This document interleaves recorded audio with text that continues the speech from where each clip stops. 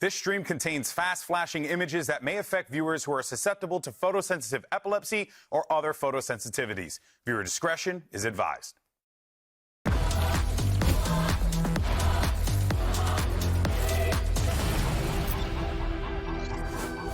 Today, the top 4 teams go head-to-head, and the winners will move on to the upper bracket final. Hello, everyone, and welcome to Day 7 of VCT Americas Kickoff, coming at you live from the Riot Games Arena in Los Angeles, California. That's right, baby. Wait, what'd you go California? California. Got to spell it out at the end, you know? I'm Golden Boy. Please don't entertain this match. What's up, guys? That's what I'm here for. I missed your faces, okay? But good news is, we're back, baby. And this time, we got Van Silly with us on the desk today. Somehow managed to convince him to do that. Snuck through. I snuck through. Thanks for having me. It's going to be a great time. It's going to be fun. I love that we have Ender, by the way, because he's going to bring down the average median age of this desk. Yeah, and bring up the average median height. That's also very true.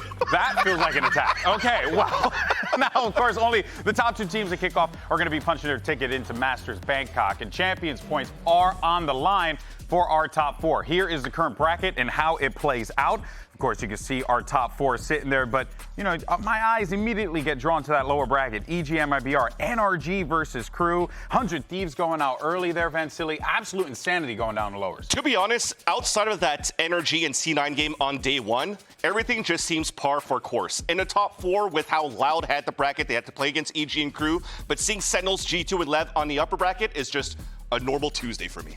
It is still pretty shocking, I think, though, with how close 100 Thieves played up against Sen. Yeah. Obviously, their series against NRG was even closer, right? But just kind of brutal to see them go out in that way, where it's 2 incredibly hard-fought series that they're just on the tail end of. Yeah, for real. And one thing that has been very fascinating to see is that when you look at the bracket, the one thing that actually has been separating the winners and the losers is who hopped on the Taeho train first. Because Taeho has been very, very prominent in the meta here. So let's go ahead and figure out which region actually does it better. And first, let's take a look at our friends over in Pacific region. Van Silly, I know you're very big on how they implement Taeho. I love how Talon did this so far. Despite not getting a kill over here for Talon, or just in general of how Pacific uses Taeho, is actually really good to create space for their duelists. On one end for Talon is like the whole breach combination around the breach and the Taeho, but then the Euro to TP to gain that space to get those fights was nice. But then if you look at, for example, DRX over here, very simple stuff. It's just, let's use the Taeho utility to break the Sentinels utility, and that's one of the things I feel that a lot of teams haven't been doing in the very beginning when Taeho first came out, because when he first came out, we all talked about that. It's easy, it's going to be a Sentinels killer, and that's it. Yeah, I mean, straight up, like, just busting all that utility. I'm curious, though, because you have a couple different reads in Pacific, whether or not you're comboing Taeho with flashes, because that's something you're losing if Taeho's just replacing a breach, for example. Whereas we've seen in other places, like here, especially like a lot of Yoru pop up. Are you more of a fan of comboing flashes with it, or do you think it works in those comps like we just saw from a DRX where they just throw it in? Yeah, I think in general, I love it more with the Yoru, because switching away I feel like this is like a Yoru meta. And if you're still using Raze for now, it's still quite good for what she could do for entering sites, but Yoru adds that extra self-sufficiency. Because if you're going to combine, like, let's say the Taeho and the breach to create that space, your Yoru's still going in alone. So now you have the clone that comes out, shoots the clone, more space, throw your flash, get more space, get a kill, run away, TP. Like, it's so good to see, and I'm hoping to see that a little bit more. And that's more Sentinel bullying, right?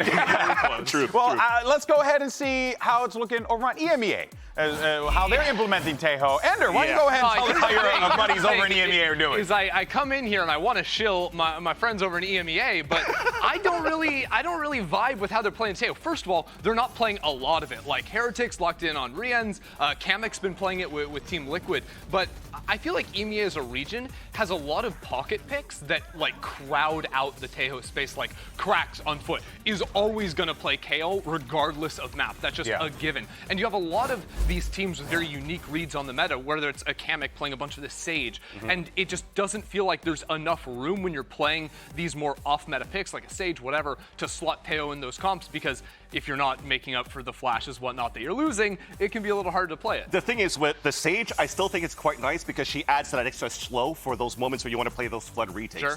The only thing that's unfortunate for Kamek was that the walls weren't the best. Yeah, that is unfortunate. But let's go ahead and take a gander at our friends over in China. They got Taeho a week later than everyone else did. But here's Simon with the implementation of the agent. I think that's just a cop-out as well as my excuse to say why China maybe doesn't look like the best region with Taeho implemented so far. I mean, you can already see it a 44.4% win rate with non-mirror comps. And when you're looking at it, for example, with EDG playing towards those grand finals, it's just using Simon solo to create in slow space, but never really trying to combine with anything else. So I think that it just comes down to that moment where they don't have enough reps and you're playing more basic at this point. Honestly, it bums me out seeing, like, Taeho is insanely good on split, but not seeing a breach in there, like playing a Sky next to it. I'm a huge believer in the combination of Taeho and breach, and I think that Taeho, you should be very intentionally comboing other agents with it, whether it's a breach or an Astra. Any of these agents that have like long range CC support, you know, to combo with that agent, you're getting free kills all the time. Yeah,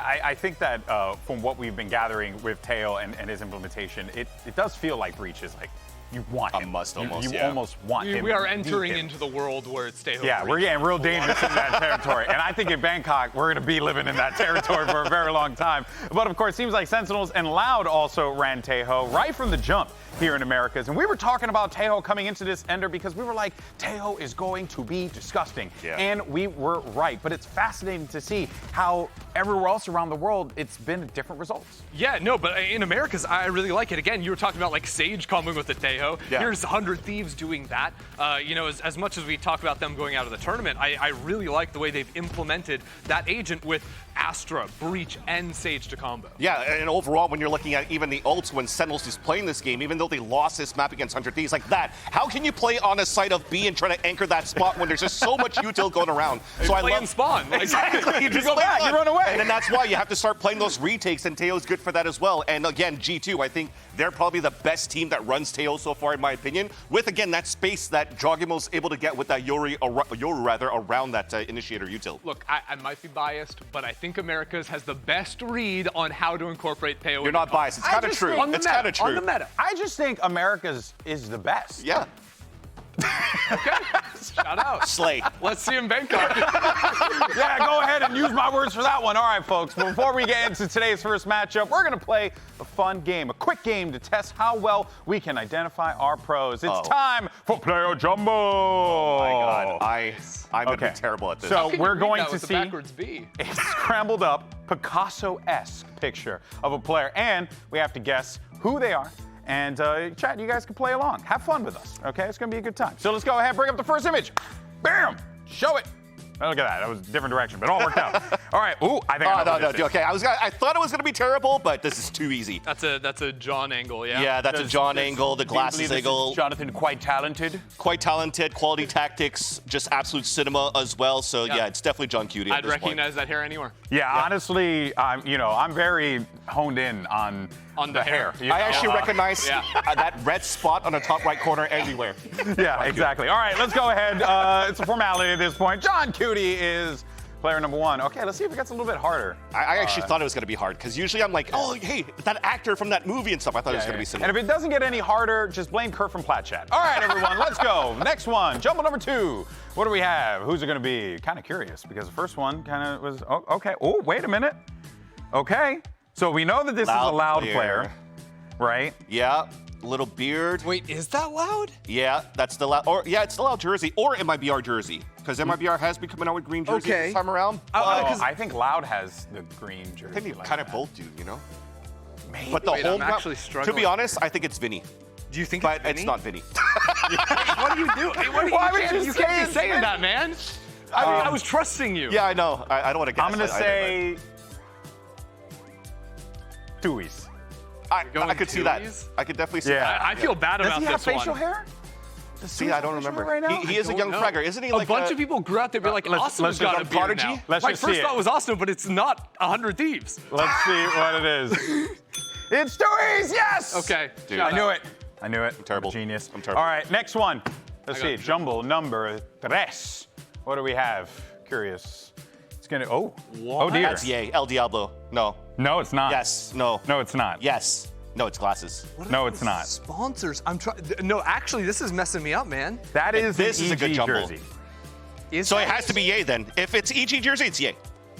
But does he have that much facial hair? That much facial hair? So. Yeah.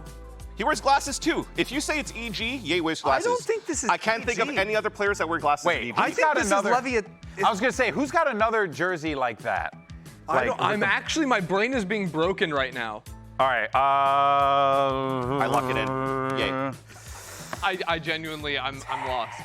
I don't. This game is making me so nervous. I'm already Text. sweating. I'm just gonna go text. I'm joining on text. I'm just gonna Wait, lock let's it in. not get text. done. All right. Let's see. Let's see what happens. Let's see what happens. I don't know, man. We're all over the place.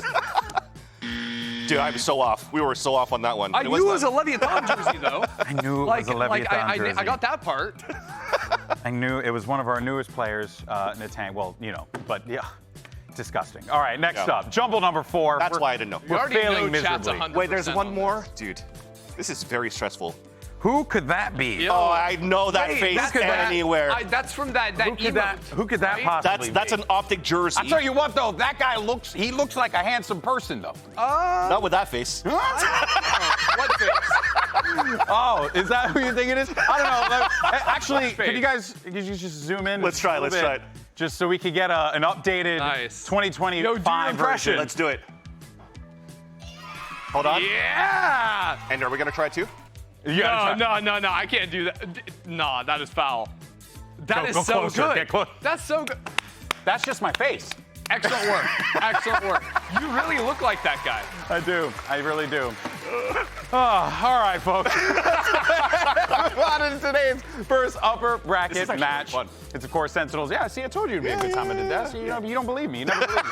All right, now, folks, we got Sentinels going up against Loud here. These are two squads, I mean, prolific in the Americas region. Sentinels with one of the most rabid, incredible fan bases. Loud, same thing, except they also have even the accolades in the Americas region as well to boot. This is a great matchup that we're going to see here. And Ender, we're going to see these guys throw haymakers at one another. No, straight up. I mean, if you zoom out, why do these teams have an incredible history going back? But even if you're just comparing them to last year's kickoff, this is number 1 and number 2, right? Remember? Sentinels were the 2nd seed coming out of the group where they played against each other. Sentinels make that crazy run through the bottom, end up going into Madrid to win the entire thing, knocking down a Loud there too. Yeah, and the other thing, though, for Loud, it's a whole different roster from last year for this year, though. And I also think that I love the looks that Loud had during kickoff, where you had this Phoenix and this Breach and this Viper on Ascent, for example, which kind of threw some teams for a loop. But then after you're looking at, the later rounds in the playoffs for kickoffs, you're going to split one. Sentinels kind of like just had a good read on how to play against a QCK Phoenix, for example, as well. Yeah. And that's where I kind of fell off. That novelty that was trying to come out from Loud was immediately stopped. I mean, that was the event that was the introduction of Johnqt to the Americas stage, right? Where we got to see the cinema for the first time. The way he was calling their split was revolutionary. Yeah. That's really what propelled them to win that whole event at the start of the game. Yeah, that was still one of the wildest runs. It was such a fun one to watch there. But look, while that run was amazing, we've only really seen Sentinels take the stage once in 2025. It was a game. Things happen. Great game. It was a great game. It was a great game. No, but seriously, it was. Again, Sentinels 100 Thieves. You always know that it's going to be an exciting matchup. But it's really crazy to see Sentinels still continuing the strength that we praised this team at the beginning of 2024. Now they're doing the same thing again. History repeats. It was really cool to see the resilience here too, because they started off on their iconic map of Split, where they're bringing in a completely new competition. They got owned, and it wasn't their typical comp where they're playing, the Sentinel with Johnqt on side. Yeah. No, this guy was a Teo 1 trick for the entire series. Yeah. But then they're going on to 100 Thieves map of Bind, going the distance there. And then the 100 Thieves on their map of Bind. Yeah, That's the crazy part. And that's the thing about Sentinels as well. Going into this event, at first you've lost Tens and Saucy already. That, if you're a fan of Sentinels, it's like, oh crap, are they going to be able to bring that firepower in going into kickoff and going into this year for 2025? Then they bring in Bang, which looks amazing. Narrate, also a prodigy for this. So they haven't lost that firepower. But then they have gone through role swaps and whatnot during the offseason. So you are coming into this game with a lot of question marks. And then after losing that first map, it's like, eesh. I'm not too sure how Sen's going to look this year, but then they definitely proved all of us wrong going into map 2 and 3. Yeah, without a doubt, Sentinels showing that resiliency. A big part of that is the characters, the individuals that are on the team that really help them to push over the edge there. And we got one of those individuals, Zelsis, standing by with Elizabeth to get his thoughts heading into today's matchup. All right, Zelsis, you're known for standing up. You're known for asking people to stand up. So I need you to teach me just how to trash talk, how to do what you guys do on Sentinel. So come on, teach me how to do it. Well, first you need a chair, and you kind of sit. Okay. And then when you do something cool, or in my case, when my kids do something cool, because I'm the old one here, so I kind of just feed off them. And then you just stand up and say, you guys are... You guys are what? Poop. That's right. Okay. Go up. Go up. Yes, you guys are poop. That's a good. That's what he's saying. Honestly, I'd be disappointed if no one's using that in ranked tonight. yeah. You know, you guys are poop. Might be a little bit more Two-week colorful ban. than that. Emphasis on the color. All right, well, let's go and keep the conversation going about Johnqt, because we were talking about the contributions that this guy made going into Madrid, but now it's very much his team now. He is continuing to be the leader, the captain. You know, he is the guy for this team. The identity of this squad is very much built around the way that he calls it. But it's kind of wild, as we were joking about. Homie's just running Tejo. That's the only thing. And you think it's smart? He was fragging too, like across the series, incredible. I think that final map, he's like 22-10, something insane. But I do find it really interesting how the role swap is going to affect his calling. Because right now we've only gotten a little bit of a taste on that, but it's so different calling from the position of a Sentinel player, where all you're doing is like information, you're on lurk roll a lot on the attack side, or your defense around your utility. So you can slow things down and micromanage positions on map. Whereas on the Tejo, you're way more of a go button. Exactly. And calling like the micro of a hit. But it's nothing new for Johnqt, because if I think about back in the days when he was playing for Ghost Gaming back in like 2022, I'm way back at this point. Coach Pat. Yeah, exactly. He was balancing a lot between the center role and even initiator role at Fade. So calling in those moments was not like going as an initiator. It's not uncharted territory. And when you're thinking about the meta before, when it was like a Neon and a Breach, and Neon could be very self-sufficient on just opening those areas as well, by now having a Tejo, I think Johnqt is able to have better timings for the team, and also can react instantly on what's happening as an IGL to know what's to call the next step. Yeah, it's something we saw a lot from, I mean, even looking at their split last year, was he was so good at calling timings of hits on like multiple fronts when they're splitting into a side or pinching into a side. And now on that Breach, what I'm looking at is, can he maintain, calling good timings around that, but also the Tejo, sorry. But also, how well is he coordinating the micro pieces of a hit? Because you're probably not doing that when you're playing the side. And even the last thing though too, as Tejo, you're thinking about the refreshable abilities with the salvos. So you're looking at delays, playing post plans. He's also very good in those clutch moments that we've seen on the Sentinel role. So playing that on a Tejo could be very similar play style for himself as well if he has to play to the clutch and delay. And look, man, I mean, the stats kind of spoke for themselves. My guy was cooking on that agent, so he could very well find success here today. But he also has some tools available to him, some great weapons at his disposal. One of those players is Zekin, but he is going to have his work cut out for him, because he's going to be going up against Dgzin, who has made his return to the Americas stage. I've always been a big fan of this guy, Dgzin. Best dressed player in the game, hands 100%. down. 100%. That guy's got flair. But, you gotta not just dress the part, you also gotta act the part. And Zekin has acted the part for a very long time here, so this is a tough challenge for 100%. Dgzin. Even if you're looking at Dgzin last year, in the first few weeks of Furia, he actually looked really good, but then unfortunately started falling off a bit. And then even questionable plays when pulling out a chamber on a split, for example. But then he's had a resurgence going back into 2025. I gotta say though, it feels like the numbers have been a little inflated with the match they played against Crew last week, because Crew on this map kind of looked like they forgot how to play Valorant, and it was very easy for Dgzin to just get that operator out and just start owning everybody. But I don't want to. I agree with what you're saying, but I think it's important to note though that it's like, he had to capitalize on that situation. He had to be in a position to do that. And a guy like Dgzin, you give him the opening to do that. That's really difficult to deal with. Yeah, and I don't want to come out of the gate like you and overhype too much initially, because preseason expectation was lower for this player than a lot of other players in the league. But the truth of the matter is, he came in, has played 2 series in which he outfragged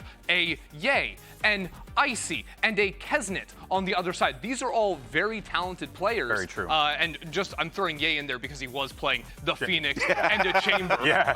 Not so incomparable on the roles there. But he was absolutely putting up the numbers. So yes, don't lose your minds and say he is #1 just yet, but he has already exceeded initial expectations. And the way Brazilian fans and Loud have been talking, this team has a lot more legs than people were giving them credit for. Yeah, I mean, the head-to-head versus Kesnet, I do agree, but also on that Haven map, he went 5-0 against Kez at that moment, but 5 of them were all ops. Then you go into a moment where it's split, where they actually had good protocols to block him away from line of sights, and it went more down to like rifle duels. And it was actually won by Kez to 7-5. So if you're thinking about from a point of view of Sentinels, there's got to be a game plan to make sure that one, Dgzin cannot get the economy, and two, he's not going to get the line on the op. That actually is an excellent perspective. And I do say, though, another thing, kind of the more intangible aspect of it, because coming into this season, no one was giving this team time of day.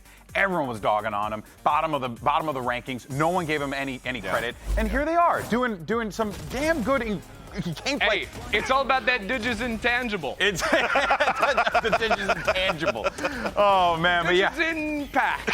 Dude, it's the thing that also blows my mind away is that in this competition, going into it, everyone was like, MIBR this, Furia that, blah, blah, blah, and everyone forgot about Loud. No, and they're the only Brazilian it wasn't even forgetting about Loud. Everyone, myself included, was Loud will be the worst Brazilian Yeah, you guys were this year. dogging on them, No bro. one was excited about this roster. And literally, it is because of Dgzin. Because Dgzin had not impressed massively in the past. And so many people, myself included, were wondering, why aren't they going with newer talent to reinvigorate this lineup? Yeah. And there's cake, there's egg, it's all over my face right now because this team has been playing very good. They've only played 2 series again, but it is literally the difference of Dgzin that has been the reason why they're so much better than people were giving them credit. And I think that, without a doubt, Dgzin's impact has been felt through and through. But going into the season, one individual that people were talking about was Pancada. This is a great opportunity as well for him because, he's facing off against his former team. It was a bit of a short run, didn't really last that long with the Sentinel squad, but, a little bit of a history there. But more importantly, Vansili, it's a great opportunity for Pancada to establish that this Loud team is the real deal. Yeah, I think him slotting back as a controller player for this team, he came back during Split 2-2 when Loud actually, unfortunately, put, QCK over to the sidelines to bring Pancada in as a controller role, but they had, role issues and whatnot. Now going to see Pancada towards the end of Split 2 and how he started towards kickoff, he's actually putting some pretty decent number and staying very consistent, and then also, potentially, we'll see the Pancada of that 2022 Loud run that was able to win champs. So I still think that you would think that they lost so much firepower and so much brain by losing Sadak and also losing Aspas, but then Pancada. You also have now the IGL calling with Vinny, and then at the same time, Dgzin popping off. This roster actually looks really good, and just like you, I'm proven wrong looking at Loud's roster now. Yeah, I'll just say, I think Pancada is one of the more consistent anchors in the game right now. It's also kind of ridiculous that people were doubting Tui's and Kawanzin, but it's just no one was doubting those players. I do not want to. Not you. I'm just saying in general. I don't think society as a whole. If society was doubting those 2 players, society is stupid. Okay. And if there's something we learned the last 3 weeks, society is quite stupid. All right, everyone. Well, let's go ahead from Pancada himself. Send it back over to Elizabeth. Now, Pancada, this is the first time you'll be facing your former team Sentinels. What are the emotions going into today's match? Not gonna lie, it's just one more match for me. I'm not the type of guy that likes to put feelings or emotions in the match, so just one more day at the work. So not a revenge match? Not a revenge match. I had no hard feeling for them. I like them. Well, best of luck today. While there may be no hard feelings, there will be some work done. I'm kidding. Actually, we've got a real special surprise for everyone today because we wanted to do something fun, except for those dirty, rotten scalpers out there, because we have made America's playing cards. That's right. Yay! Player cards. Oh, wow. This is actually sealed. How cool is that? That's pretty cool. So we're doing this like a real bona fide pack opening. Everyone loves a good pack opening. It's a good shot of dopamine. So let's go ahead and get this thing on the road. We're pros. Let's do this. Here we go. I got gloves too también. You see what I'm saying? I mean, you can't bend the cards. Make sure you don't bend the cards. Hold on a second. Okay. All right. That is not the right something technique. Someday. All right. The worst pack opener ever. All right. There we go. Okay. Ooh, we got our cards. Here we are. First one. Let me go ahead and set it down on the table here. Bam. There you go. Zoom in on that. Brand new cards. By the way, I decided to put gloves on because I bite my fingers and I have a lot of anxiety. All right, here we go. Made a Baby Bay card. Yeah, I was gonna say, is that a misprint from King and it's actually Baby Bay? That's gotta be. It does look rather Baby Bay-ish, but this, of course, is King. There you go. There's King from Leviathan at a 82 rating. Okay. Next up, it's Zekin at a 92 rating. That's the rookie card, isn't it? I think I can hear Sen City from inside the arena right now. Next card, and it is Cowanzine. Okay. So as everybody heard Sen City, he just said, shh, don't cheer. All right. My card. Let's see the next card here. And it is Dgzin's knife. Dgzin's knife. That's Chosen's crazy. knife was. Or Dgzin's No, knife. that You is hear me? a It's Chosen. that is Sorry. a collector's Yeah. item right there. You know what's so funny? There's a Halo player named Dgzin who spells his name exactly the same way, so I saw it and thought Dgzin. In any case, That sounds very Tzoxin. there it is. All right, next one. And it is our foil card. Boom! Oh. It's Lee! Nice. With the shades too. Did I get this right or did we do it wrong? I think we did it wrong, but it doesn't matter I'm because going to go ahead and say that the knife should have been. I think the knife was the card that we Yeah. really wanted here. Let's go ahead and take a look at it again. Yeah, that was it. That's good. That was it. All right, so now that we've seen all of our awesome player cards, why don't you go ahead and talk about some of these ratings here? Yeah, can you explain that? Did production decide on these ratings for these players, and now we're? Yeah. So basically, what we went with, if you ever collected trading cards, or if you played, FIFA or Madden, right, which No. millions of people have, you have your ratings like you do in those games, not right? that So that is on the corner there. So it'll be 82 for King, 87 for Leaf. Zekken's got 92. Cowanzine's got 85. Okay, so Do 100's you the max. agree? 100's the best, 1 to 100. Do you agree with these ratings? Let's start first with Cowanzine. Do you think an 85 fits Cowanzine? Ooh, I would say, I'm just basing relatively off of all these players.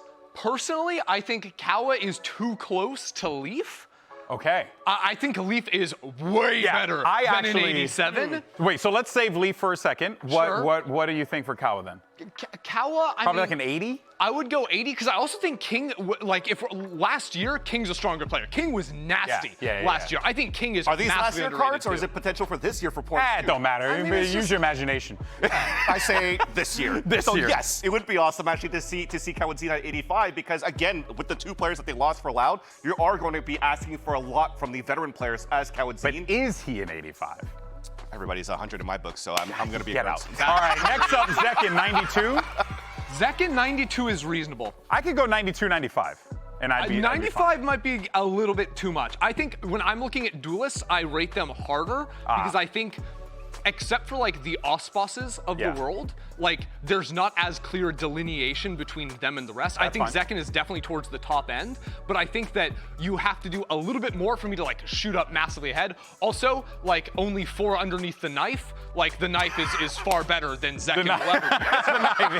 All right. sorry. I like this. I'm just going to say real fast, Leaf, he's an 80. Or, sorry, a 90. He's a 90, easy Minimum. 90. Easy 90. I would go 95. I would go 95 as well. That's what I'm probably. saying. Yeah, I'm just saying. 97 Yeah. as well based on lists. Yeah. I think And then, of course, King at 82. That's criminal. That's criminal. That's It's criminal. criminal. It's criminal. that should definitely be up. But the knife right. I think is justifiable for sure. And Chosen's knife should be 100. EG's got collected. Or as I said, for to sure. Dgzin. In any case, though, now, before we start the day, we have something fun for the people More here fun. in the building. That's right. If you're here in the arena right now, put down your hot dogs, finish up that nacho chip, and don't have a listen hot up, dog. okay? Because we want to see your best fan signs. Anyone attending today's matches is eligible. Anyone. So be creative, have fun with it, make us laugh, okay? And later on in the show, we're going to hold a vote. Elizabeth is going to hold a vote in the arena, and we are going to give the winner a special prize. Oh, dude, I took out my gloves at the wrong moment. It's a VCT Americas windbreaker. There you go. Super Vanna nice. White. So there you go. So that's it. Thank you so much. Thank you. So make sure you get out there, do the good thing, and let us see what you got. I'm quite curious. Have some fun with it. But let's go ahead for now, though. Take a look at our predictions. Ender is hard at work on his sign because he really wants his jacket. Here it is. So, what the hell? We just went. I thought there was going to be some curses. Did we become a hive mind overnight? Yeah. Whoa. I mean, it just makes sense. Everybody just thinks here that G2, or at least for me personally, I think G2 is the best team that we currently have overall. So I just couldn't. I mean, not to take anything away from Lev, but dude, G2 is playing incredible. That's you what I'm just saying. can't go against them Same. right now. Yeah. But I thought that there would be a little bit more for Loud, for Loud Sentinels. like I thought said, I mean, yes, maybe someone would take a risk. if it still went around the hype of Dgzin and all that as well, potentially. But again, think about the head-to-head with Zekken. Zekken is not going to be playing like the op to really battle and stuff. He's going to be able to move in and try to fight. Yeah. I do you love have? that one. Okay, hold on. What do you have? Over here. Just I zoom got a in real little- fast. We have I 30 got a little seconds. Bring it in. Yeah. Oh, God. Look at that. Who Look at that. I better. how do you not know? Oh, I don't want to cover. How do you not know, GB? Golden Boy, AKA One Face.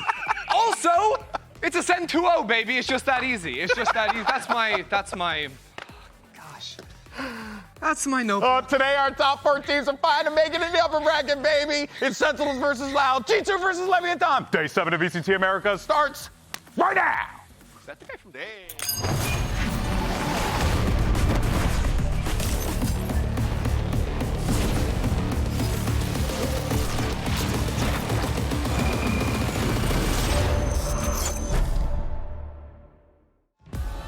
The Sentinels fans rejoice. They're one step closer to back-to-back kickoff wins. And they get themselves a date with Loud. Oh, this is homem maravilhoso!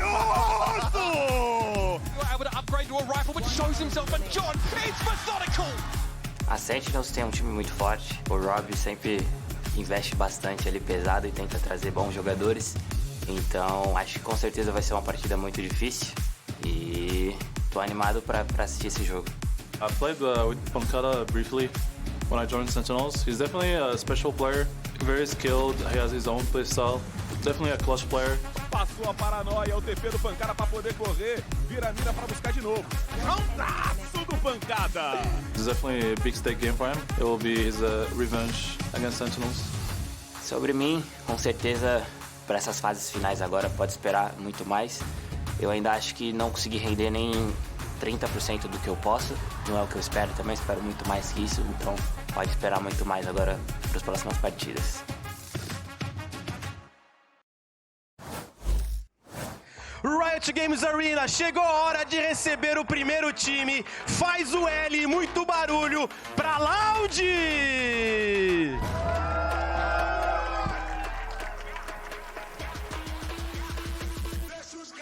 Big opportunity here for Loud to really shut down Sentinels in a manner that I don't think that they would have expected coming into this, purely because of the conversation, the narrative. Coming into this competition was Loud is in the bin. They are struggling. We don't know what's going on with them. Turns out that was fraudulent. And now Loud is actually here to contend against the Sentinel squad that, if they're not careful, catch them off guard. Oh yeah, look, this Loud is looking strong right now. They had 2 really strong comeback maps versus Evil Geniuses. Then Dgzin's off on Haven. Absolutely dismantled crew. This team's looking good. If Pancada's 30%, I can't wait to see now into the later matches for kickoff, because this is what does 50% awesome. look like? That's what I'm saying.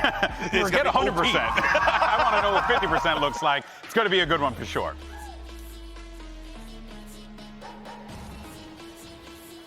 And now it's time to bring out their opponents. Come on, make some noise for your Sentinels!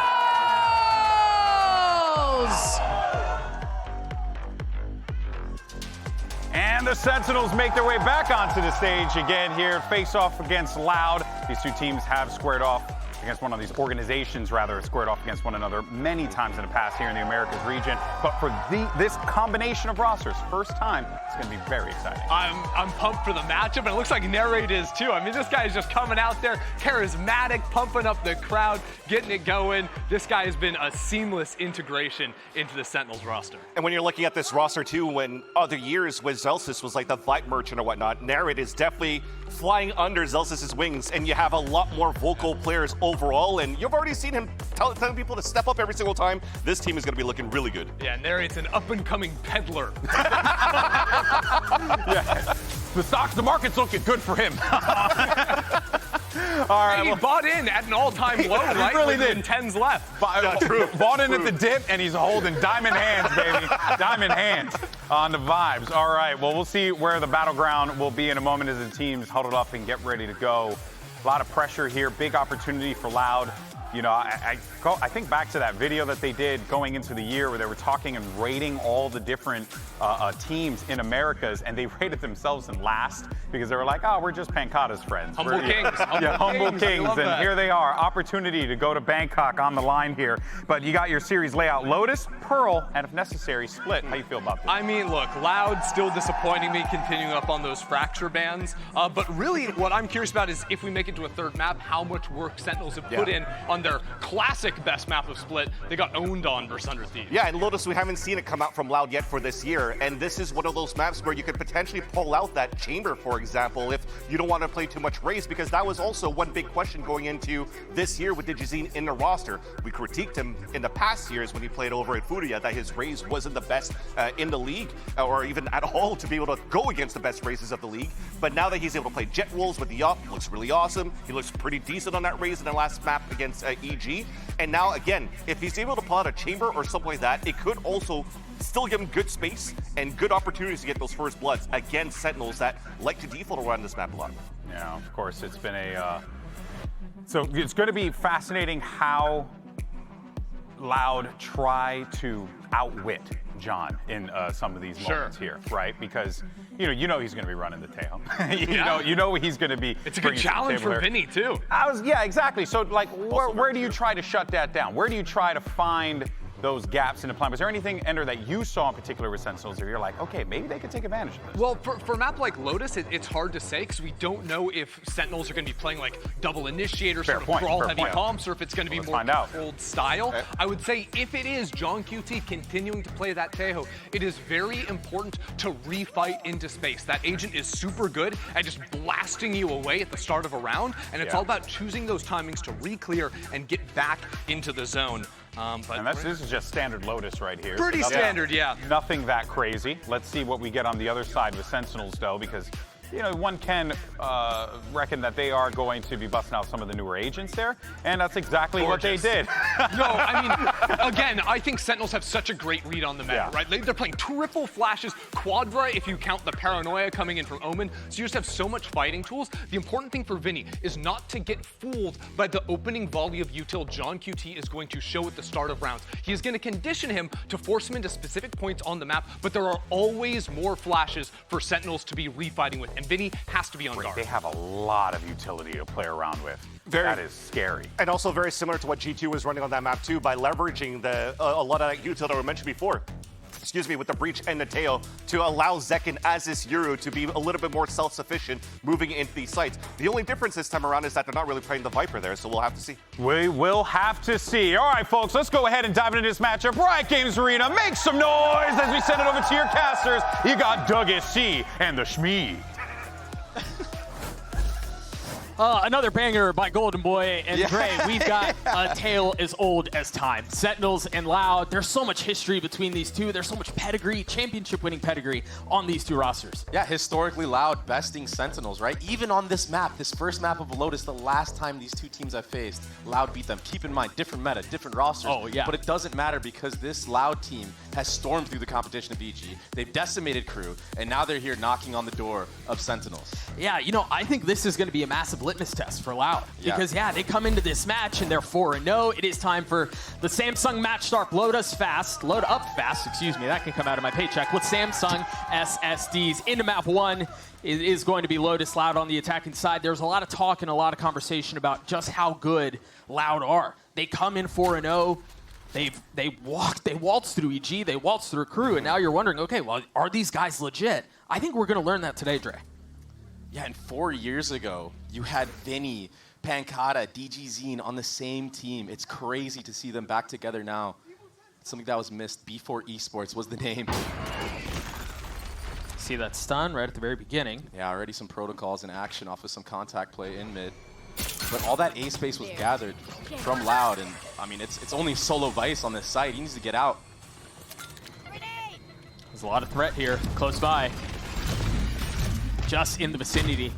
Again, DG having to take a quick step back. Sentinel starting to flood out onto the site. But they're going to find out that it's vacant. There's no one there. The Spike and the rest of Loud are going B. I'm already so impressed with how Loud have approached this, baiting out so much utility from Sentinels, finessing their way into this B site, and now getting aggressive positioning in the post plan. Big fight here going the way of Dgzin. How much more can be found? Traded right back. Pancada's in a really nice spot, but decapitated by Zelsis. What a shot, man. Spike still in play, a 3v3. So again, they've flipped the map. They're on opposite sides of each other now. Now you see Sentinels starting to come in towards B, with Loud holding back in spawn. DG claiming 1, make that 2. Zekin left in a 1v3. He's gotten 1, but now the stun. Is he done?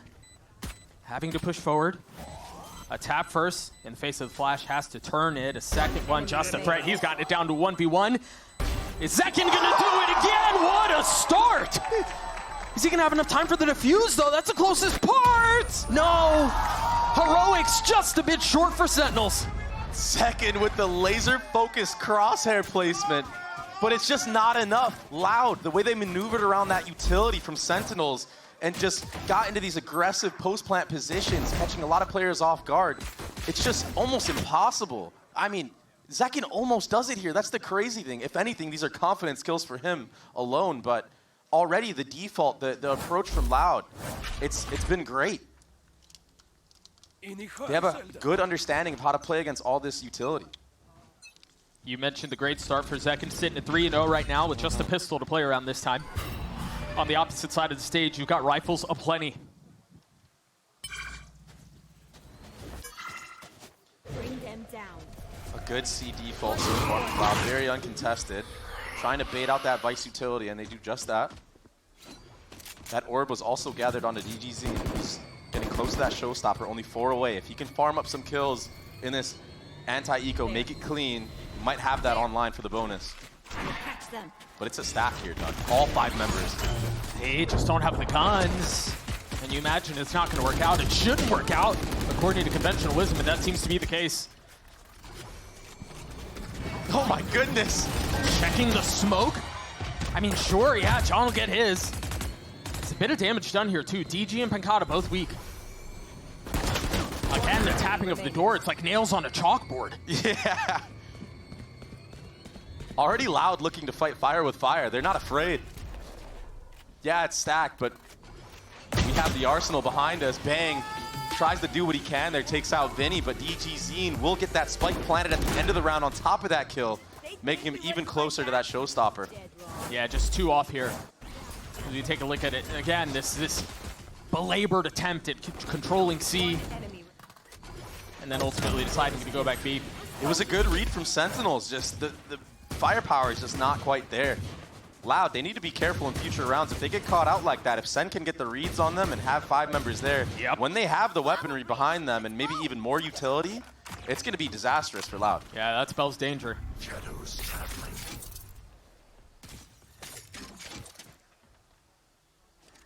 Banks getting up really far. Feeling some of the threat, wisely takes a step back, and Loud fill in the space. Yeah, this is looking just like the previous round, so already Loud conditioning a lot of this C aggression. Maybe a stronger commitment this time around. All that Vice utility will make things difficult. And now you've got the Omen TP, or Flash, excuse me, you have to get through as well. Yes, but Doug, this is where Sentinels shine. Retaking with this composition. We saw it on Pearl. Are we going to see it here again on Lotus? A pop of the ult? Oh, yeah. DG wanting to go. Flashed up. The wick is already halfway burned. How much more can he find? A satchel out. Again, finding no target. No joy. But time was bought. And now they're going to have to flood right back in the face of it. The stun is going to be good. Zelsis will find the first. Dgzin trying to hold the line. Only 1 found. Numbers still the way of the defense. This spike has been ticking for a little bit longer now. Yes, they have the numbers advantage, but time is of the essence. Speed up. It is brief. Pancada and Tui's brothers in arms finding 2-piece. It's all going to fall into Pancada, and again, close one, but the defuse will come through this time. Sentinels are on the board. So impressive from Sentinels. 1 second left on that defuse. I mean, that showstopper was popped to try to disrupt any type of retake, but the awareness that you have to have in order to fall all the way back and not get picked off by that, and then you go like this, yeah, it looks so clean. This is the bread and butter of Sentinels. This is why they're so strong this year. Teho makes their retakes and their sight hits even more strong. Good job, good job. Yo. Good answer back from Sentinels. All right, I think also, just looking at Zelsis' body language and reaction there, compared to what we saw against 100 Thieves. Oh, what? I mean, that's a start. You want to talk about body language? Bang is out of the server right now. DG's going to continue to push the pace. Greeted by Zelsis. Oh, and he gets out alive. Barely. A little bit of a freeze to the round, a 1-for-1 though, all things considered with that start. I mean, that's pretty good for Sentinels. Bang got deleted. Yeah, I'd take that any day of the week. Yeah, and again, more proactivity. They understand how good Sen is on this retake. But I feel like Sentinels are also waiting for something like this. And what is that? Clean out from Narrate. He gets a second. Seconds pop the ult. He's gone exploring. Full info. A bit of a roundabout on where the last two members are. It's not even about utility at this point. They just want to find out where they are and take the fights. Pancada falls. Vinny in a 1v4 will fall. Just absolutely smothered. Sentinels destroying Loud on yet another retake. That's 2 back-to-back, but I gotta see. What did Narrate just do right there? Was that just an intuition spray through the wall? Did he see an elbow? I think he must have seen an elbow, yeah. Right? Because he was playing really close up on the angle. It's insane. That was that crazy entry, by the way. And I don't know how Zelsis gets that trade. No, it was just intuition. He just knew. Wow. That is insane from Narrate. What a heads-up play. So smart, so aware. And that just busted that entire retake wide open. Now we wait. So now the economy finally looking in favor of Sentinels. They're building up a little bit of their own. And Zekin, he's sitting on that Outlaw. There's a lot of light armor on the side of Loud and no armor. Yeah, so this Outlaw is going to do some damage, man. Oh, hey, we haven't seen Loud really have to approach around from this position where they're down. That's the only rifle they had. It's interesting that he's just going to find a pick, I guess. Try to tip the scales back in your favor. Yeah. While all that was happening, though, when that pick happened, that A control was gathered. C orb was gathered from the side of Loud. So even though they're down, you know, disadvantageous in the economy, they're still getting something out of it. A little bit of jiggles, but that Omen teleport should get Bang out of dodge. And a lot of footsteps heard from John, but this baby door is broken. He needs to be careful. TG's up close, Phantom on the other side. A satchel traded for a stun and a nade. The cherry on top. Meanwhile, all attention turning back towards A with the spike in hand. Vinny looking to sink it into the site. Spike planted. Just on the other side here. This is big from Bang. Yeah. Dgzin, that would have had to have been a ridiculous shot. An off angle from hell. Pancada was able to grab a weapon, but is that going to be enough to keep back this flood from Sentinels? It's going to be so difficult. I mean, this fault line is going to be decent. A lot of players are going to get lined up in this. Vinny's one off ult. He's got the ult now. He's going to be able to pop it off the tap. There it goes. But it misses one. All thrown into the sky. He's able to get another one. Is there going to be enough time bought? Pancada in a 1v3, the tap of the spike, it's on his angle, but the bullet's just barely going around him, not able to settle the shots. A spam comes through, the defuse lands. Sentinels have the lead. Almost a perfect investment from Loud. That breach ultimate hits everybody but Narrate, who cleans up 2 and then sticks the defuse at the end of the round. That one little micro mistake from Vinny, not backing up just one step, missing Narrate. That's the make it or break it. What's tough too is, can you even call that a mistake? I mean, it's right? It's a heat of the moment. Yeah. Yeah. That's but a still, tough down to the position. wire though, right? It's so difficult. Another retake, 3 for 3 right now for Sentinels though. 3 rounds in a row now.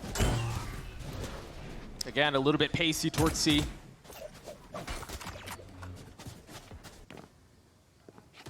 Yeah, this time too, he's sitting far back. Doesn't want to get first blooded walking out of that choke. Understands the firepower of what's behind it. Tap of the door to try to bait some rotations. But they have that cover too. I mean, John's already in Worm. You've got Zelsis, Zekin, who's really far up A. Loud don't have a lot of room to work here. They have to be able to alleviate some of this pressure. And that's why 2E's is taking that head-to-head against Zekin, but John's already cheating back over here. And we've seen how deadly the setup can be. This Yoru flash, you can get so much value here. Scalp spotted, utility dumped, and now the swing. Zekin not connecting. 40 seconds left in the round, though. He's still here, Doug. Yep. Yeah, that'll play. He's still hanging around now. Right before that teleport timer runs out, he gets out. And why not? You're up numbers. You've won almost every single retake other than the pistol round. Play the advantage. Yeah, live to fight another day. If they try to go B here, you got the Vice wall. They're going to get smothered. There's already a breach here. Nere to set up. If they're going to try to scale again, that's been the key to success. That hit a couple of them, but not all in the smoke. It's not safe.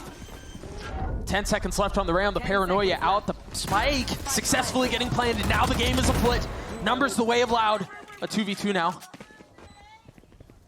A messy spot to be in. Narrate. Trying to creep his way forward, looking for any target he can. Zekin's been left alone. Another moment to try to deliver heroics, and he can't. That's 3 for 2Es as Loud match the number. Back-to-back rounds where the breach ult missing one person defines the outcome.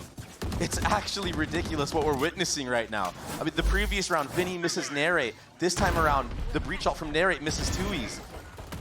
And that's a difference maker. Yeah. That is. And yeah, the Vice Ultimate's invested as well. That was a big commitment from Sentinels on this retake. And for Loud to just rip that one away, it kind of puts them back into... It brings momentum back into their favor a little bit. You can hear it in the comms. They're screaming, though. That was a big round for them. We do have a minor tech pause that's happening on the stage right now. I'm being told it's audio related. So, as is always the case, any information that I get, I will relay to you good people. And we will get back into action as soon as possible. Dre, I had a lot of doubts about Loud. Yeah. I'm gonna be honest, like, I didn't believe coming into this match that they'd be able to stand toe-to-toe. You've seen 6 rounds so far. What has been your takeaway? Very impressed with how they're dealing with all the utility on the side of Sentinels. Baiting it out, even on that A fight when Zekin still kills one. The fact that they were able to bait out the missiles from the Teho of Johnqt and not get picked by that utility and then go back into things, bring things back around. It's very, very impressive, the game plan of Loud going into this. Keep in mind, this is their map pick. Maybe they did a lot of prep work. I mean, we haven't seen Sentinels play this map this year yet, but historically they've been great on it. You could count on one hand how many times they lost last year and how many times they won. You need at least 3 or 4 for that one. Quick fix, audio issue rectified. And now we can get back to the fun stuff. Tied at 3 apiece. If you've just joined us, it's been a story of retakes. Success on the side of Sentinels, but Loud have been persistent. And they brought us to this tie score early on in the first half. Johnqt with ult here. Looks like they want to do a bit of a trap setup here from the side of Sentinels. You have that Omen flash in the door by Bang. And there's that Armageddon. A freebie onto Dgzin. Oh, I didn't know if they knew where Dgzin was, but he's been found. Yeah, but what else has been found is this front B space from Pancada. There's a lot left to do, though. He's got the real estate, but he's got to be able to convert it into a success somehow. That's big out from Vinny. There's help. Bit of an overheat. Tap on an Narrate. I thought he was going to kill him on the second spam. No. Still a possession here as now Zekin is starting to swing things back their way. It's 4v2. The spike's still not committed. 50 seconds left in the round. And an abundance of options. Oh, that reach stun could have been perfectly timed, but it's Zekin that gets the good timing this time around. Yeah, and that feels like a perfect example of when we say breach feels clunky. Yeah. That was it. 30 seconds left. You imagine this is going to be a save from Pancada. Wants to keep that arsenal into the next round. I mean, if he can snag a couple kills on his way out, why not? But the economy is not looking good for Loud. Sentinels have full reset them once again. I mean, these rounds have been so close. Swing rounds back and forth. Only a Vandal save Vinny. He'll be able to buy something in the following round, maybe a Sheriff buy up for Dgzin, but that trap play from Sentinels was so clean, and you saw it set up already. The baby door broken, Teho using the drone. Doesn't get contact there, but as soon as more utility and footsteps are heard from Bang, the Armageddon comes out, the Paranoia comes out, and you're trapped. You can't go anywhere. Dgzin, yeah, he's stuck in a smoke, but there's only one other place that Sentinels have to check, and why not spray it down? It's interesting, too, because you often see the Teho used for retakes or on site proper, but to use it to fight for a main space at the beginning of the round is just, it's different. I don't think I've ever seen it used that way before. Yeah, it looked phenomenal. I mean, Kaplan's in the back being like, oh, that's another one that worked. Let's check that one off. Save that for later in the year. Chance for the coaches to join the conversation. Loud call a timeout, the first of the map for them. Yeah, just trying to ice some of this momentum. Sentinels, you spoke about it earlier, about how fired up they looked in that 100 Thieves matchup. Today, starting off a little bit more calm, but once this team gets going, their communication is so key to their success. And it gets loud, it gets intense, but they're here, they're fired up. It's a type of energy that, honestly, I haven't really seen the Sentinels team have in quite some time.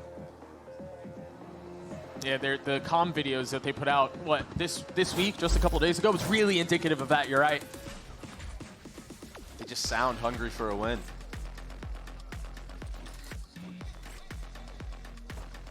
Sentinels with a 1-round lead. You had the ult in play for Dgzin. Speak of the devil. Yeah. 849 days. Man. And he's so good, too. I feel like he's just getting started, Doug. Hey, but he's been this good, and he's been getting better every year. You wonder what the ceiling is for this kid. Super impressive with Yoru. So after the timeout, looks like Loud is going back to their C default. Something we've seen in the first 3 rounds. I wonder if they're trying to feed Vinny this orb here. Yeah, definitely. They understand that Sentinels have been giving that. I wouldn't be surprised if Sen mixed things up, put a trap play there, maybe in the next couple of rounds. Deny that orb for future rounds. Yeah. We'll keep an eye out on that. There's still a lot of utility here. The Thorns are all here. The nade did not clear what they were looking to clear, quietly crossing on the other side of the smoke. Dgzin with a lot of threat on the other side here. Oh, no way. Do they know? It hasn't been activated. Nothing has been caught. There's no idea. Now the paranoia out. Dgzin has to take a step back. DG's already backside. He's got the ult pocket. He's going to continue to try to scale, and he does. Zelsa's now found. The side is theirs. Jeez. Most of the time, Loud has gone C. It's been using utility very early on. A flurry of trades here, but it's a 2v4. And again, I think we saw there Loud getting what they wanted and then scaling up. Yeah, exactly. Dgzin was in their spawn. Exactly. This time around, Loud, instead of blowing their utility in the actual mound area, they walk all the way on site, neck to neck with Dgzin right there. And then they explode. I like the idea from Sentinels, though. Zelsis switching up that wall. They were aware that there could be some kind of C pressure, but they just weren't ready for what was behind it. That showstopper invested by Dgzin, the paranoia as well. Thrifty. And the Loud members a little too close for comfort for Dgzin to deal with them. So Loud, off the timeout, they do convert that round. You made a really good point on wondering if Sentinels would be more inclined towards fighting for some of the C space at the beginning of the round. You got to think, if they hadn't gotten that space for free, they would have never been able to pull that round off. I wonder if you're right, if we're going to see Sentinels try to be a little bit more aggressive in these main positions at the beginning of the round. And what a better weapon to do it than an operator. Yeah, there isn't a lot of utility behind this, but he's able to snag a pick and get out if he bides his time correctly. Cutting through. It's just so much harder to do on a 3-map site, but you're right. I think the flash certainly helps. A belter of a shot from Dgzin. Face your fear. What is that? And then it's going to be a bit of a speed up here. As it should. They've been able to find a crack in the window. And now they're trying to kick the damn thing down. Just getting bombed by utility, but that Vice Wall separates everybody. Only Kawazin in the site right now. And this is going to force a slowdown for just a bit here. Now, Loud have an option. They can stay. They still have 1 minute and 10 seconds left in the round. They could flip it. But Vinny's holding the breach ult for the flood. Oh, a little bit of an early investment here. Oh, Kawazin able to get 2. As they try to strike on the other side of the smoke. I mean, good trade from John, but the layered utility from Loud, it's too strong. That follow-up paranoia. There were so many layers to that hold. Loud, they're not falling for that retake stuff that Sentinels has been doing. They're like, hey, we've had enough of that. The breach ult invested into water to make sure nobody walks in from there. All eyes focused on the CT smoke. I mean, Loud, they've came ready to play it here today, Doug. Yeah, I think they have. It seems to me like they had a very clear plan on how to counter one of the things Steho's really good at, and that's retakes. We've talked about it a couple times this cast already. If you don't let Sentinels get comfortable and start their retake attempts, start to layer utility, start to flood in with it, if you disrupt that from the beginning, it's never going to work. Exactly, and we've seen them get punished for disrupting a little bit too early on. Now it's a different type of disruption. Disrupting when the actual players are running into the site. Oh, he gets legged right there. So unfortunate for Dgzin, but what a nice shot from Dgzin to maximize on that little tiny mistake, that tiny little whiff. And so many of these rounds have came down to something that small. Yeah. When the 2 breach ults, a little bit, a leg shot onto Dgzin off of the satchel.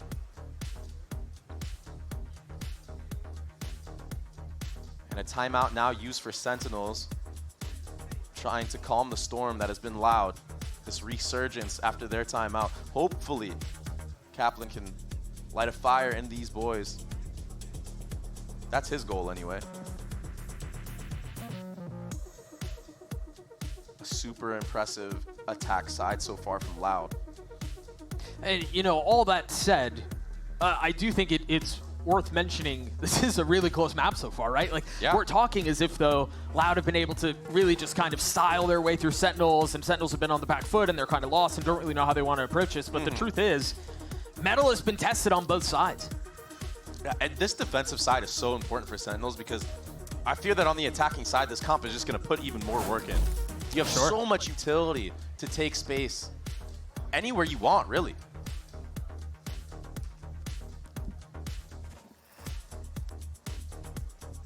We'll see how things look on the other side of this timeout as Loud try to hang on to a one-round lead. I don't know if anyone's seeing this stat right here. Dgzin is leading the tournament with operator kills. 26 to his name. Who's in contention? Aspas and Mata with 11. And we haven't gotten past the defensive side yet where Dgzin will probably pop it out, but... Whoa. Are they going to stick this TP? C is already crunched. Zelsis has nowhere to go. It's him against the world right now. Can he play off around his utility? He's been able to isolate the first. DG now dealt with. Oh, and he dodges the paranoia. More to come on the other side. Again, Zelsis versus the world, and so far he stands. Trying to swing out onto the third, not connecting, but damage dealt, time bought. Vinny on the swing, and now John has arrived. A couple of members of Loud remaining. Limping, sure, but they are here. Spike out of reach. And a tough spot to try to convert. Dgzin makes his best attempt to contribute and fails. Leaving the situation in the hands of Tuis. Was once a youngster, but has grown so much. But has he grown to this? Oh, just dodges the up-down. Finds a brief moment of respite to get the spike down. Now still left in a 1v3. Some of the work has been done, but it just got so much harder. Sentinels once again tie us up. Who other than Zelsis to step up for his team in a moment where he was just getting swarmed by utility, swarmed by an Omen ultimate all the way behind him, and to isolate these 1v1s and give his team a chance into getting there, getting the rotate in and making a retake? Nice, boys! I mean, he really did it all. He really set the tone. I mean, for a Sentinels round win right there, Doug. Getting the 2 that he got was outrageous enough to almost get 3 is ridiculous. And so once again, we're tied light armor on a couple of members on both sides. And so far, both timeouts. Very well done from each team. Sentinels winning off of their timeout. It's going to be an A-trap here for Sentinels. A lot of utility invested. Second, he's getting very aggressive. He dodges that Cypher Cam as well. But they've got to suspect somebody's here, right? Surely DG can't see a damn thing. Narrate falls. Are they expecting John here? He's found the tiniest sliver of safety. Now has to give the position up. There's no running from that. C-site is open, but everything was seen from the side of Loud. That Cypher ultimate. It's false information, though. The double back call from Johnqt in this moment, so good. Right there. That's smoke and mirrors. Yeah. How much do they bite on this? Because, yeah, Dgzin's making a load of noise, see. They're not falling for it, Doug. Look at the minimap right now. 3 members towards this A site. This is the best chance Sentinels have being down a man. Seconds pushing forward, spotting 1 member. Not connecting yet, dancing left and right, trying to hide, survives. Happy feet. Lives to fight another day. Meanwhile, Tui's not nearly as fortunate. DG pushing into the smoke, and he's dropped. They've swung things back in their favor. Oh my goodness. This was a 5v4 that they have snatched back. Loud have crumbled in this round. But the work's not done, is it? The spike's still planted. They're not out of the woodworks yet. Comes in a really good spot. Celsius weak. One down.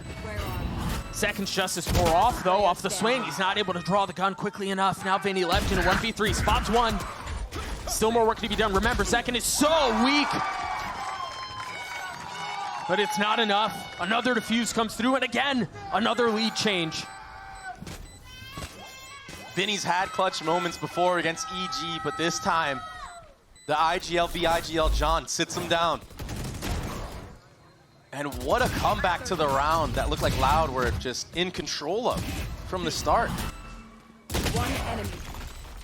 The way that Zekin was dancing around that door, not getting taken out. I mean, he almost gave Kaplan a heart attack, but I mean, honestly, they turned it around. It was a phenomenal job. Well, and that's how the half has been, right? It doesn't feel like either team has really been able to create any separation. Super stressful. Just when you think you have something figured out, another wrinkle is thrown into the ploy. And this time, it's Constantine with an Ares. Get some good damage as well. Find you. Zekin's sitting at 60 HP, but with what we saw him do last round, I mean, he's a tough cookie to crack. Cover going out. It is going to be a B execute here from Loud. A lot of members here from the side of Sentinels. Those satchels were less than ideal, but it gets the job done. The space is gathered. Lucky no one was out in the open to pick them off. A deep trip in an attempt at planting the spike. Vinny will be 2 away from his ult here. 3 members of Loud in that baby door. There is a Cypher trip set up here as well that can do some damage later in the round. But he's playing ahead of the trip. He's got to give some of this space up. Might be a bait. You are flirting with fire, son. Oh. Fully flash, still gets a kill. Now dropped. There's that trip that we were just talking about. Pancada and Tui is able to drop second and narrate. Now Pancada continuing to push forward. Snaps onto John, snaps onto Bang, and again, a tie.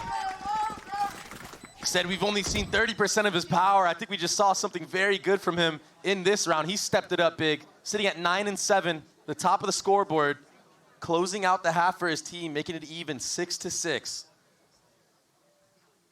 A much more highly contested battle between these two. And you mentioned it, yeah, it's Loud's map pick, and you know we can have that conversation, but the truth of the matter is Loud have pushed, Sentinels have pushed back, neither team has folded. And that just made for a really damn good half of Valorant. I'm not gonna lie to you. That was great. The good thing is, there's more Valorant to be had on the other side of this break. Don't go anywhere, stick with us, we'll be right back. Ooh, stuck paying for that old phone? Don't be. You know, at Verizon, we'll pay off your phone. And you'll get iPhone 16 on us. That's a value of up to $1,600, only on Verizon.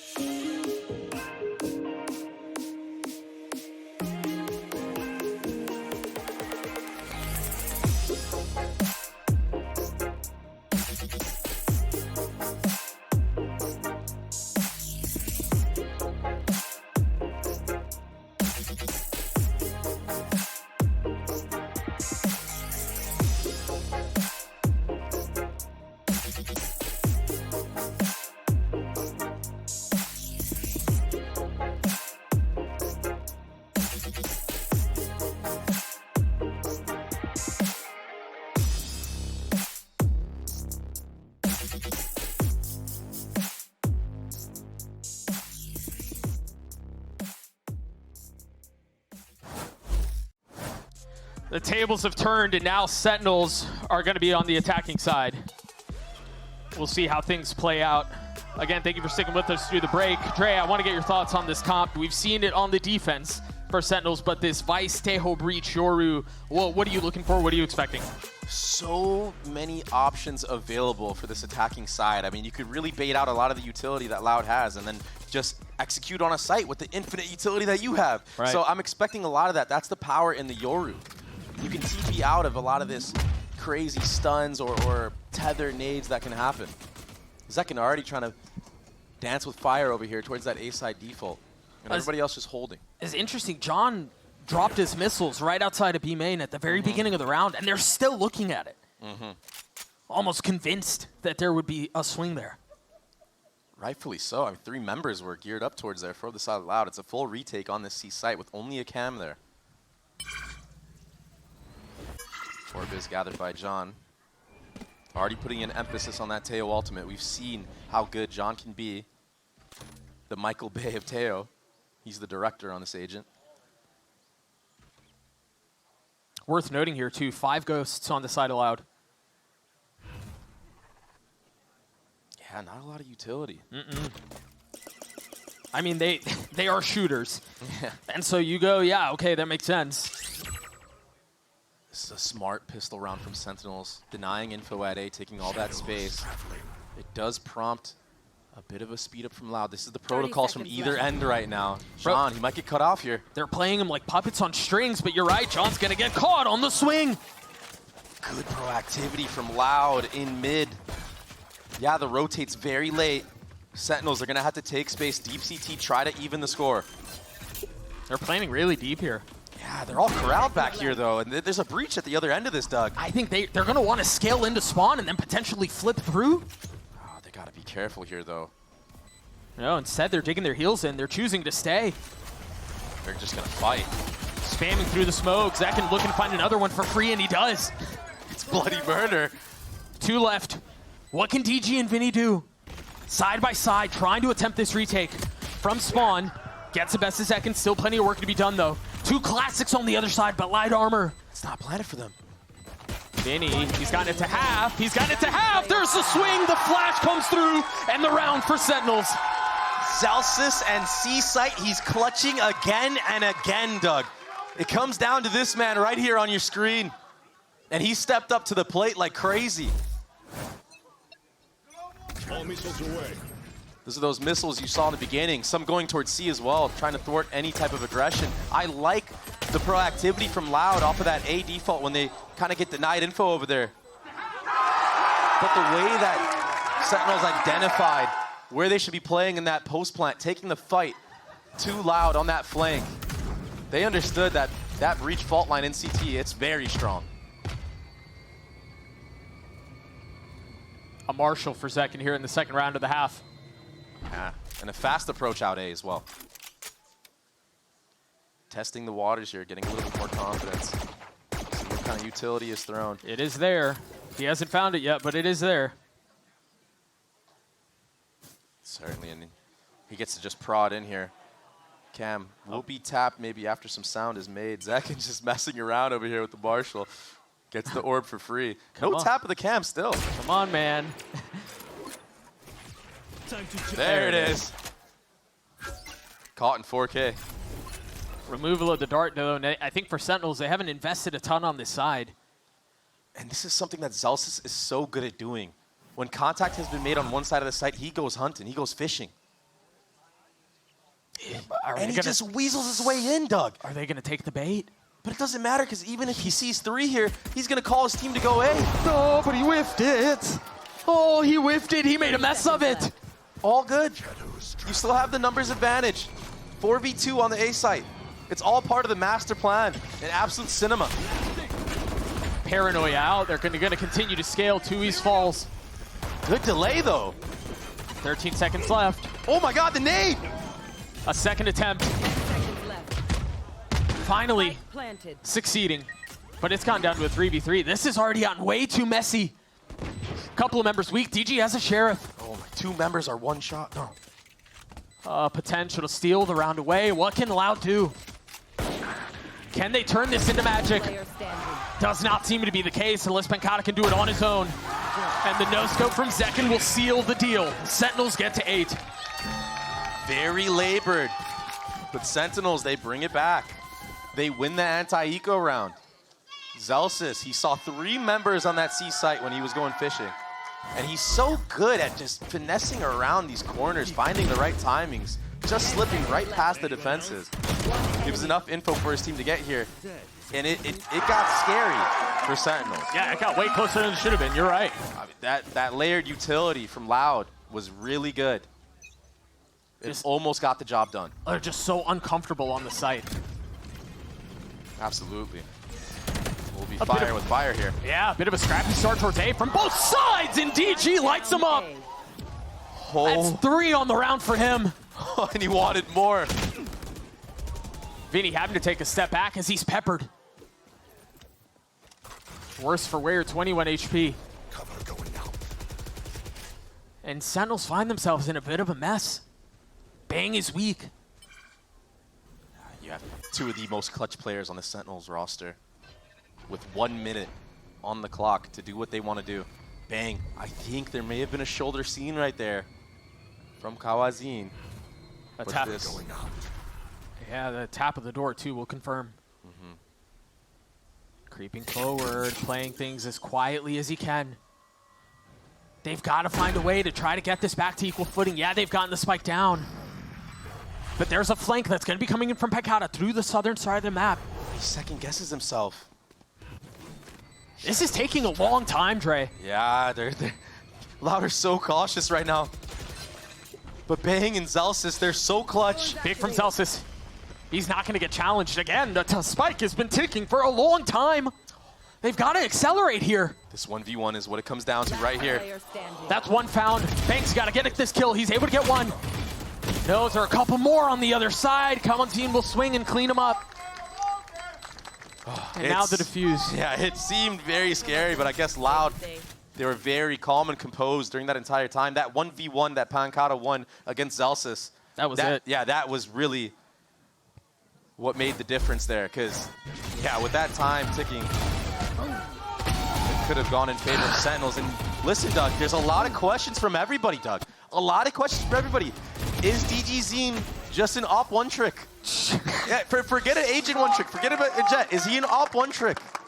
Stepping up huge here, showcasing his rifle skills. That 3K, it was snappy, man.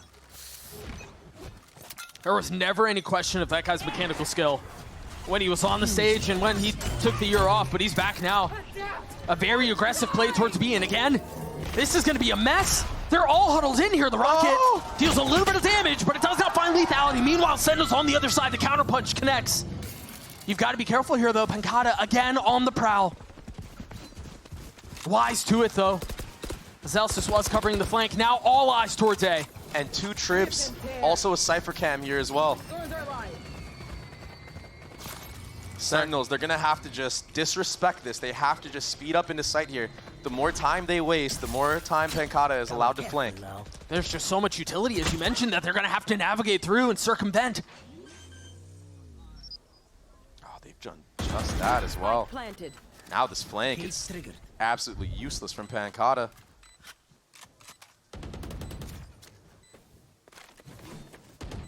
Post plant, 3 players in tree, narrate the solo on site, a great paranoia on the top of the door. Pancada looking for a target, looking for a scalp to claim. Great smoke. Meanwhile, they've been stuck on the other side, and Dgzin! Oh, it's a mess! Narrate can still secure the round off the stun. There's the swing, he finds one. Backs against the wall, can Narrate respond? Can he contribute? He's gotten it down to the one that remained. And he cannot hold on. Dgzin, what was that? What was the flash that hit Sentinels in tree right there? Was it the Vice flash that blinded everybody? I'm not sure. I gotta play that back, I just missed it.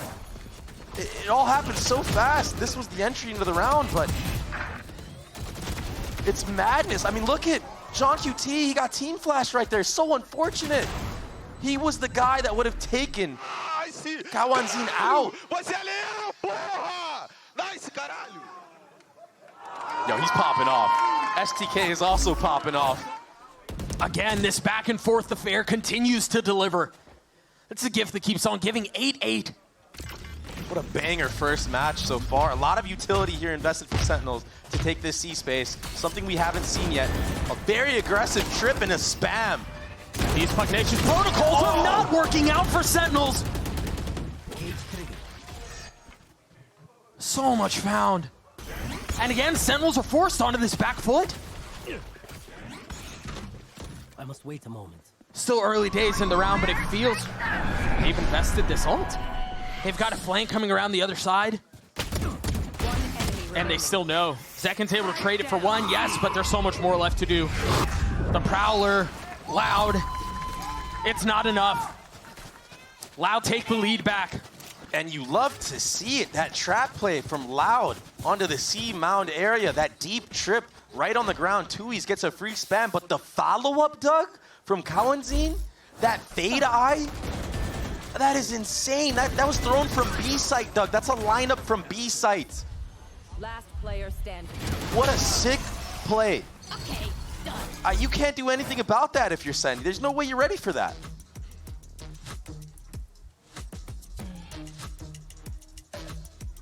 A wisely timed timeout from Kaplan right now, because they just got absolutely decimated by that trap play from Loud. The timeline. That was. The timeline tells how close of a game this has been and how it feels like Loud are starting to create a little bit of separation. They just won 3 rounds in a row, and if I'm not mistaken, that's the first time either team has won that many rounds in a bunch. Loud are starting to tip things their way here. And what a way to do it as well with the crazy trap play. I mean, what a read, what a call from Vinny to call that setup. And the heads-up play from Dgzin to be able to get that lineup out in time while still kind of worrying about that front B, that's hard, not an easy thing to do. That's like a split-second decision off of the trip hit. But it's going to have to continue to be stuff like that if they want to put Sentinels away, because as we've mentioned a couple of times now, they're not folding, right? They'll bend, but they have not broken yet. So if there is to be a knockout blow on Loud, where does it come from? Is it the op in the hands of DG? Because we haven't seen that yet. Yeah. Cover going on. I mean, this is a tough map to op on as well, so we might not even see it at all on this map, but you're definitely going to be seeing it on Pearl. We know that as a fact. You know, Pancada's there. Speeding up towards C once again. Yeah, but another change of a trip here. This is 5 stingers. I mean, they're wanting to get up close and personal. They're wanting to get past all this utility and try to take the fight to their doorstep. It's just disgusting. These Cypher trips are dismantling Sentinels like Dgzin running through. Stinger's just not connecting. And again, Sentinels are in a spot where they're fully surrounded. You got 2 towards spawn. Last player standing. You got 2 on the other side as well. Oh, man. I mean, we've seen him here before, but he only took out 2 previously. He's going to have to take out the entire squad of Loud, and he cannot do that here. Tui's will clean up the round. That's 10-8 now for Loud. And 4 rounds in a row. Ridiculous. The last 2 rounds, a free kill off the Cypher trip. He's changing up his positioning with this utility, and it's paying out dividends. Planted. Yeah, it certainly worked that round. Again, those were 5 stingers, but the point being, we're seeing a gap. But now you're worried if you're Sentinels. Where are these trips at? You don't have a raise to really, I guess, break a lot of areas where it could be at. Sure, you don't have the nades, you don't have the satchels, yeah. Yeah. And yeah, you have the Yoru clone, but it's not really getting as much value. There's a lot towards A here for Loud. Yeah, bit of a gamble here from Loud. Opting to play that full retake C. Info will be gathered now from Johnqt with that stealth drone being used. And, I mean, they're just running it down. See, they're playing the odds. Okay, you stuffed us there twice. Surely not a third time. There's that Yoru clone this time, baiting out the Cypher trip. So, being a little bit more methodical on the entry is Sentinels. If they try to fight this out from C, they have the tools to do it, Dre. They have Narrate's ult. They have John's ult, too. Oh, this breach ult could be very juicy for Narrate. Do they know they're there? Oh, the tap of the door, though. There it is. Rolling Thunder invested. They've also got the Teho ult used. Vinny's the first claim. The Paranoia not connecting, but the smoke to provide a little bit of cover. They got to try to flood out. DG plucked from the sky. Oh, they're stuffed. There's no way for them to get in. Yeah, they can't do anything. Right now, if you're Loud, you go for every exit you possibly can. And now Tui's has been dealt with from defender spawn. Yeah. If there was a Teho utility kill counter, I think John would have the most. Don't fact check me on that, but I feel like he really does. It seems like it. Every time I see this guy, he gets a kill with it. But yeah, that Armageddon as well. A great reaction. I think there was an interview with John himself saying that Taeho comes down to the creativity of the player. Yeah, that makes sense. He's extremely creative on how he uses the utility. He's very smart. I mean, this ult, that's not something that you rehearse. It's just that's on the fly. Yeah. So a really good post plant this time around from Sentinels.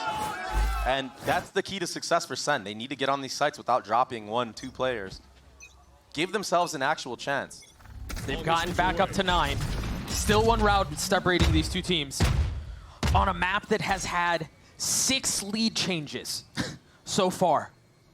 There might still be more. That's how close it's been. We do finally get to see the operator out of Dgzin. This is a very aggressive angle. And there's a breach to follow it up. C utility was used very early on for Sentinels. Nothing behind it though. Pancada, he does slip a little bit ahead of the mound area. He's got to be careful here though. If utility is invested from Sen, he might not be able to get that TP off in time. This is a tough spot to be in. Yeah, you got to get out now. Yeah, they're so diligent in their approach, man. A little bit of laziness, and maybe you don't clear that, he gets one. There's the lurk. That's big, too. I mean, you were just talking about how part of the success for Sentinels is you can't be in a numbers down situation early. What? Instantly equalized, though. Big from Bang. And now they can turn their attention towards C. The spam not connecting. 10 HP for the controller as he TPs onto the site. Vinny has his ult. How are you going to retake with an op in the hands of DG, though? I don't know. You got to swap it out. Rolling Thunder invested. They really did not have a chance to settle. Second is gone unchecked. He wasn't hit. Able to get one on the Valentine. Narrate on the swing. The spike has been planted, and now he still has a flash. There is a question that Loud have to answer. Do they fully commit to this? Do they try to save? The money is not great. A big swing out from Narrate. Traded right back, though. 3v2, they continue to knock, but the door has been slammed shut. And again, we are tied. And the operator just got no value in this round whatsoever. There wasn't anybody to follow up off of that breach ultimate. And yeah, it missed again. One player being the key difference maker, dodging the breach ultimate, killing everybody in water. I like the idea from Loud, breach ulting the site, maybe trying to force them back into that operator of Dgzin who was tapping that door. The Sentinels, they had a read on it. They weren't falling for that whatsoever. Everybody played in sight. Nobody took a challenge. And bang, this 180. I mean, you cannot make that up. There's just some fire in this kid. He's just able to find kills like that. Loud. They use their last timeout here. We're all tied up again. Sentinel stringing 2 rounds back to back. A lot of success on these C post plants. And now Loud, they kind of are forced to compensate. You're kind of going to have to play a heavier C side setup. But John and Kaplan, they're probably reading ahead of that. You might see them work a little bit more B. They haven't really touched B whatsoever other than that walk up from Zelsis, who just got killed. I think if you're Loud, you have to figure out how do you find value from the op, right? You had it in a round, you were able to save it into the next. You've got to set DG up, and I think they tried that in the previous round by getting him on that deep A line that you mentioned. But and it gave them a lot of good info as well. It did, but the info didn't win them the round. It's just so hard because of Sentinel's composition. They have so much utility to use on these post plants. I mean, they didn't even have ults. Wait till Sentinels start getting ults online. I mean, that's not going to be anytime soon. You've got Zelsis, who's one away from his, but other than that, a clean slate for Second and Bang. Yeah. So it will be a bit. Yeah, here's what I'm talking about, that compensating now for the C site, but Sentinels are still going to show. They're still going to do the default.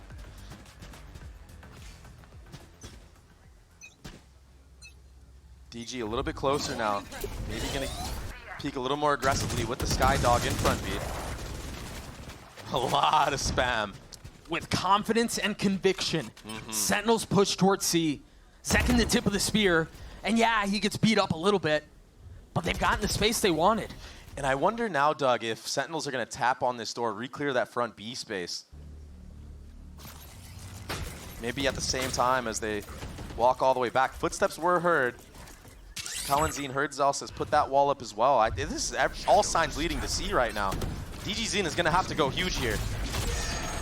The clone attempting to forge a path, and Pancada swings on Zekin. Again, absolute filth, but still more to be done. Repositioning and looking for more, another lease at life. Meanwhile, Dgzin make things really uncomfortable for Narrate as he tries to dance around the mound. Finds a kill on Dgzin. Vinny on the swing, he will fall as well. Another claimed by Narrate. There. And another round where this operator has seemed to not get any value. He's getting triple swung, but it's the quick scope. It's not done yet, only one found. Narrate with 3. Pancada on his own. Started the round, on to second. He's gotten it down to 1v1, and Narrate saves the day for Sentinels. 4 apiece as Sentinels take the lead again. Saves the day indeed, getting 4 into the round. He killed 2 by himself on the flank. So much utility being thrown at him, but he was calm, collected. He racked up the headshots. Nice attempt from Dgzin. That's the only value he's gotten from that operator. He had to jump operator somebody down. And a little bit of hype now from Sentinels. That's scary. When they get going, it's full steam ahead. And going they have gotten. That's 3 rounds in a row for Sentinels. They've taken the lead back. Now the 7th lead change in this one map. This back and forth affair has been a treat to watch if you're not a fan of either team. But it's been nothing but stress and heart attacks for those who are. And it's been nothing but C-hits for success for Sentinels.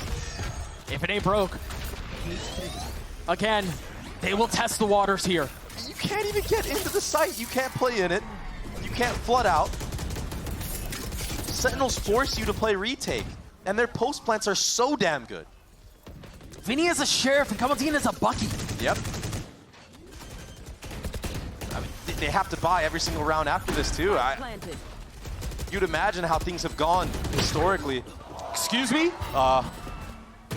That's 1. Forget what I was saying. That's 2. Oh my. 3, 4. They've taken this back. Off of the Bucky, man. They didn't have the weaponry. What is this series, Zelsis? He has no chance here. But honestly, weaponry be damned. Wow. Just 1 spot left unchecked, and Dgzin fills the gap. The perfect Bucky headshot. I mean, a 1 pump. It doesn't get more satisfying than that. Pancada just in deep spawn. He's able to see over the actual site, pick off some of those tips of the heads. And right now, Dgzin, he has the showstopper online. No operator in play. Maybe that's the difference maker, and that's a weird thing to say, Doug. Note here, Dgzin is 1 off of his ult too. I wonder if there's a set piece to try to get him the orb. Yeah, it looks like they were thinking about it at the start of the round. Vinny's alone. 1 is not good for Vinny. Second, what a nice shot, and he's out. So now the defense is spread thin. Johnqt, he's able to maneuver, bait out rotations already. Dgzin cheating over towards that A site. I mean, Lotus right now for Sentinels, it's theirs. It's a 1 map. It's a 1 site map right now for them. Again, they're back C. Second's got to be careful. Yeah, but if you can get another one here. There's a lot of threat on the other side. 2 found. Here's the speed up into C. It's all up to Pancada here. What can he do? How long can he delay? The Paranoia will buy a little bit of time as he tries to TP to safety and does. Does a great job. Zelsis is in a good spot. Wow, another head-to-head 1. That's the second 1v1 Dgzin has shut down Zelsis in. And so again, the numbers deficit situation for Sentinels, and it just went from bad to worse. Loud knocking on the door of map point. Narrate left in a 1v4. Doesn't even have the spike. He's gonna frag his way through this. He has no choice. Not offered any other opportunity. Just waiting to see if anyone's foolish enough to make a mistake, a slip.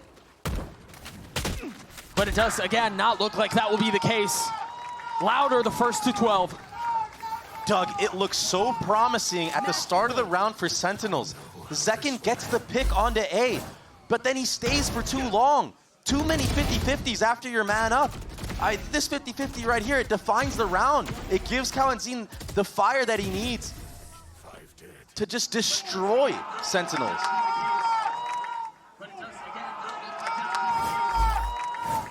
A bit of an overheat. Overcooking a little too much. And now a double operator, Doug. And it's going to be on opposite sides of the map. 2Es with one, DG with the other. No, DG used his ult in the last round, but Dgzin has his. Tap of the door, an aggressive line taken, and once again, all eyes towards C. Celsius is going to be controlling the flank. He's been patient, but now he's been found. He's been had. Yeah, he's fished out right now. Wisely takes a step back, but with an op on the other side, it's danger. And a spam kill on the Bang. The Rolling Thunder will try to forge a path out onto the site. They've invested a bit more ults on the back of the site as well. Numbers the way of the defense. And the spike still hasn't really made its way out. It's been labored.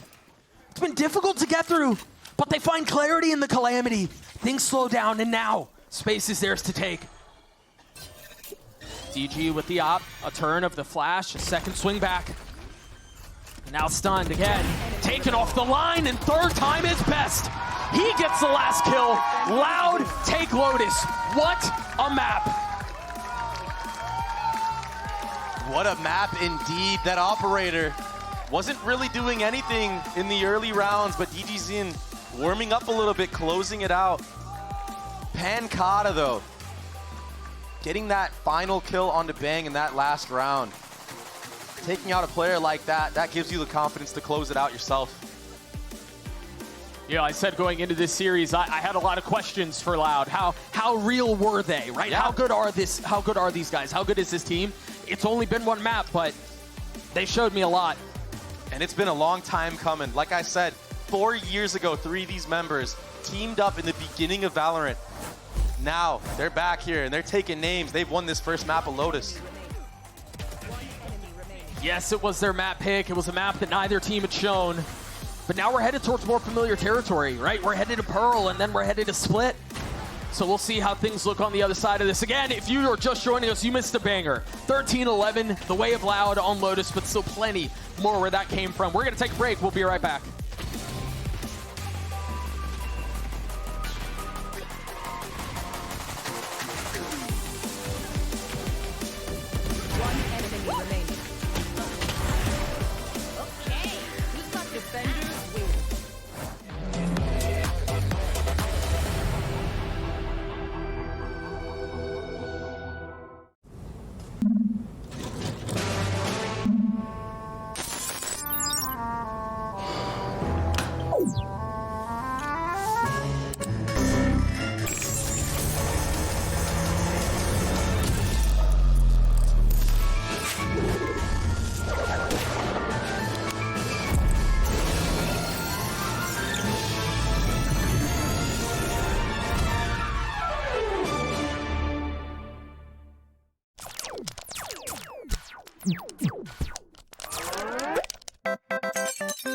Red Bull gives you wings.